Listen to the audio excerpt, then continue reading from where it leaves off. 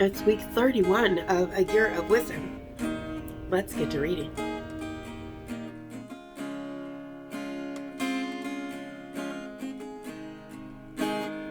Day 216. Job 4.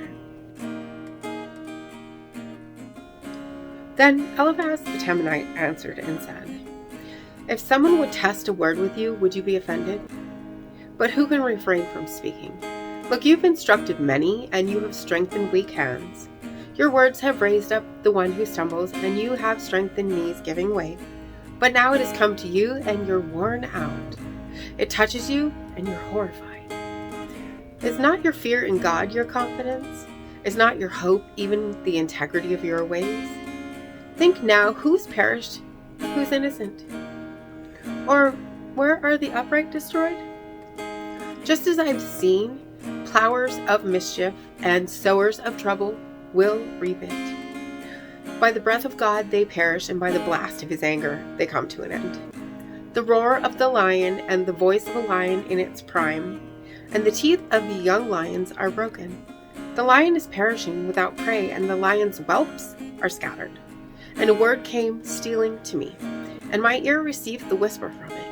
Amid troubling thoughts from night visions, at the falling of deep sleep on men, dread met me and trembling, and it made many of my bones shake. And a spirit glided before my face, and the hair of my flesh bristled.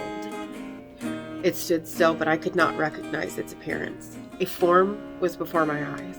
There was a hush, and I heard a voice. Can a human being be more righteous than God? Or can a man be more pure than his Maker? Look, he does not trust in his servants, and he charges his angels with error. How much more dwellers in clay houses whose foundation is in the dust? They are crushed like a moth. Between morning and evening they are destroyed. Without anyone regarding it, they perish forever. Is not their tent cord pulled up within them? They die, but not in wisdom. Proverbs 4. Children, listen to the instruction of a father, and be attentive in order to know insight. For I have given you good instruction. Do not forsake my teaching. When I was a son to my father, tender and alone before my mother, he taught me and said to me, May your heart hold fast to my words, guard my commandments, and live. Get wisdom and insight. Do not forget and do not turn from the sayings of my mouth. Do not forsake her, then she will guard you. Love her, and she will keep you. The beginning of wisdom. Get wisdom. With all that is in your possession, gain insight. Cherish her, and she will exalt you. She will honor you if you embrace her. She will give a garland for your head. She will bestow a crown of glory upon you. Listen, my child, take my sayings, and the years of your life shall be great. In the way of wisdom I've instructed you. I've led you in the path of uprightness. When you walk, your step will not be hampered, and if you run, you will not stumble. Seize the instruction, do not let go. Guard her, for she is your life. In the path of the wicked, do not go. Do not walk in the way of those who do evil. Avoid it, do not transgress it. Turn away from it and pass by. For they will not sleep if they have not done wrong, and they are robbed of their sleep if they do not cause stumbling. For they ate the bread of wickedness, and they drank the wine of violence. But the path of the righteous one is like the light of dawn, leading and shining until the day is full. The way of the wicked ones is like deep darkness. They do not know what they stumble over. My child, be attentive to my words, to my sayings incline your ear. May they not escape from your sight. Keep them in the midst of your heart. For they are life to those who find them, and healing to the entire body. With all vigilance keep your heart, for from it comes the source of life. Remove from yourself deceitful speech, and abolish devious talk from yourself. May your eyes look forward, and your gaze be straight before you. May the path of your foot be balanced, and all your ways be sure. Do not swerve right or left. Remove your foot from evil. Ecclesiastes 4. I looked again, and I saw all the oppression that occurs under the sun. I saw the tears of the oppressed. No one comforts them. Those who oppress them are powerful. No one can comfort them. So I deemed the dead who have already died more fortunate than the living who are still alive. But better off than both of them is the one who has not yet been born, and has not seen evil deeds that are done under the sun.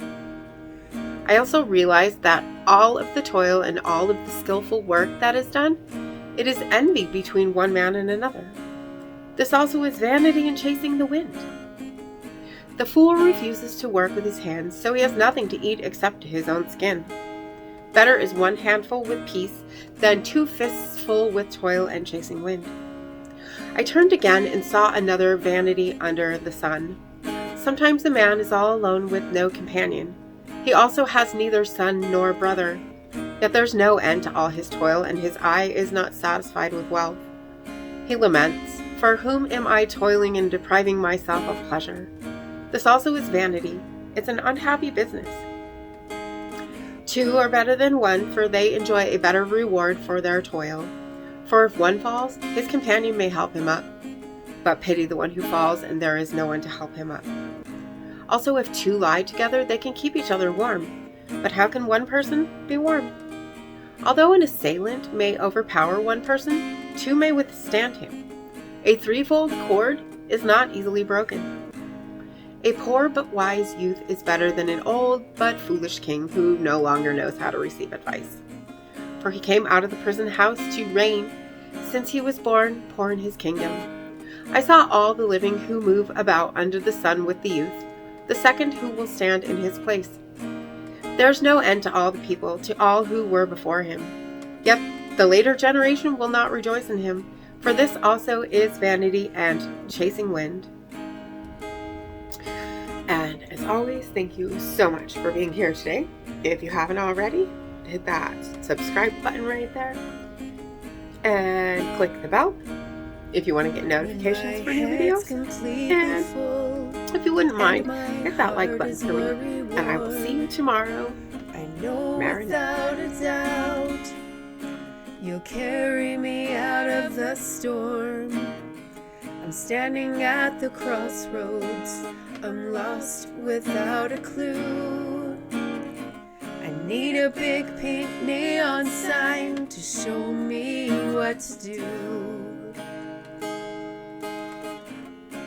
I thank you, Lord.